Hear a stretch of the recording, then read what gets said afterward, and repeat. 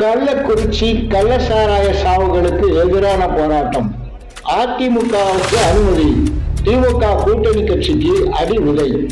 கள்ளக்குறிச்சி கள்ளசாராய சாவுகளை ஒழித்து மாநிலம் முழுவதும் அதிமுக நடத்திய போராட்டங்களுக்கு தமிழக அரசு அனுமதி அளித்திருக்கிறது. சட்டப்பேரவை பரபரப்பாக நடந்து வரும் நிலையில் எதிர்கட்சி தலைவர் எடப்பாடி பழனிசாமி தலைமையில் அதிமுகவினர் ஆவேச போராட்டம் நடத்தினர்.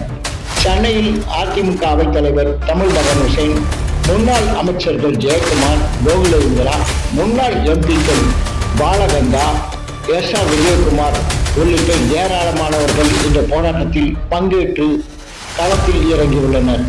இன்னொரு பக்கம் திமுக கூட்டணி கட்சியான மார்க்சிஸ்ட் கம்யூனிஸ்ட் கட்சி சார்பில் கள்ளசாராய சாவுகளுக்கு பின்னணியில் உள்ளவர்களை கைது செய்ய வலியுறுத்தி பாடை ஏந்தி ஊர்வலம் இன்று காலை நடந்துள்ளது. இந்த திடீர் ஊர்வலத்திற்கு தொடர்ந்து ஓட்டேரியில் போலீசார் குவிக்கப்பட்டனர். மார்க்சிஸ்ட் கம்யூனிஸ்ட் கட்சியினர் பாடை ஏந்தி வர அதனை போலீசார் தடுக்க தள்ளுமுள்ளு நடந்திருக்கிறது.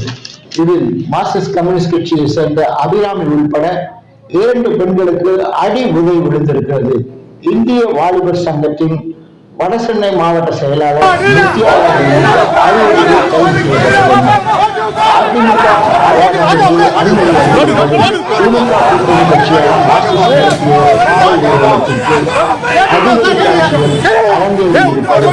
தமிழக அரசியலில் பெரும்